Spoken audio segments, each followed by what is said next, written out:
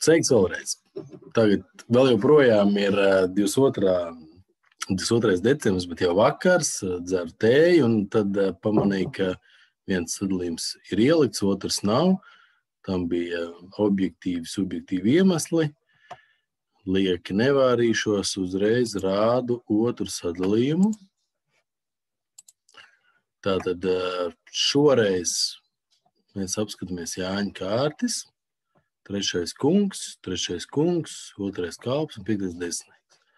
Un Lauris otrajā rokā, tas pats pirmais sadalījums, starp citu būtiski, sāk ar vienu krustu, kas viņiem ir kopējā valoda, bet nedaudz modificēta tādā ziņā, ka nezonā pirmajās divās rokās, iespējams arī trešais, precīzi nepateikšu, nezonā pirmajās divās rokās vienu bestrumu viņi atklāja ar 10-12.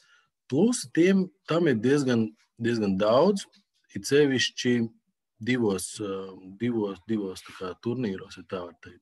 Viens ir pārturnīros, tam ir daudz plusu, un otrs ir spēlēt pret vājāku pretinieku. Tad, kad mēs atklājamies vienu bestrumu, kas ir 10-12, mēs gan nobloķējam viņu, gan nedaudz iedzenam viņu panikā. Vispār viņam ir grūtāk par to spēlēt.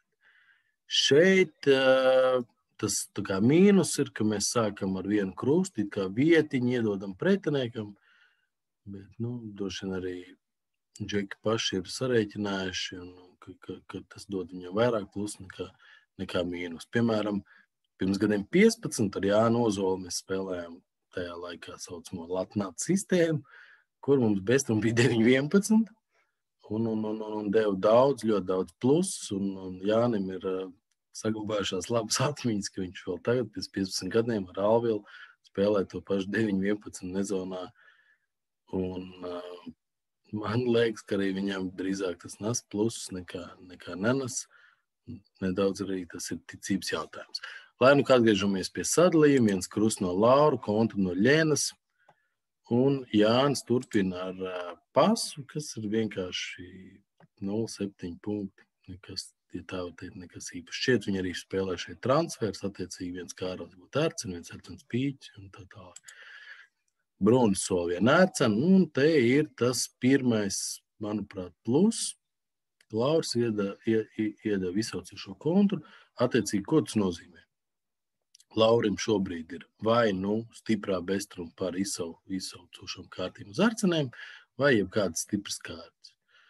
Tā kā pretinieks kontrē turpina solīt, drīzāk Jānis uzreiz pieņem, ka viņam tā kā izsaucošais variants ar to stipro bestrumu, nevis tur kaut kāds pārdabiski spēcīgs kārtas.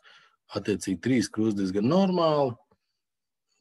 Nav kārtas cik stipras, lai invitētu, attiecīgi vai solīt tur, 2 bestrumus, vai ko, normāli praktiski cīņa pa kontroli. Šis pas arī principā parāda partneri, man bija šīs te stiprās vienmērīgās kārtas ar tur īsiem vai relatīvi īsiem Erceniem. Ļena turpina 3 Erceniem, un tagad ir ļoti labs lēmums no Jāņa. Pirmkārt, viņš zina, ka partneriem ir spēks, attiecīgi viņiem spēka pārsvars, viņam ir vienmērīgs kārtas, pretiniekam vienmērīgs kārtas. Šie abi kungi ir labas aizsardzības vērtības, Kārau kalps arī varētu palīdzēt. Kontra, principā ļoti labs lēmums, un tad galvenais ir parādīt, ka tas viss aizsardzībā nostrādā.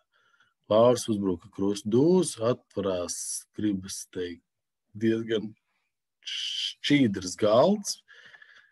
Lūk, pietrūkst kaut kas nedaudz no visa, gan kaut kas vēl sadalījumā, gan kaut kas Ercenos. Lūk, principā 2 Erceniem Ļena jau pateica, kas viņai ir, bet, zinot Ļenas tā kā spītību, var saprast viņas solim 3 Erceni. Plus vēl viņi droši vien domāja, ka, lūk, šie te jaunieši neatļausies viņu kontrēt jau pirmajā sadalījumā. Bet ne tā. Krusts dūzis, Jānim nepatīk krusts, bet Lauris joprojām turpina. Bruno mēģina kaut ko te ķīmiķot ar pīķiem. Lauris turpina krustiem.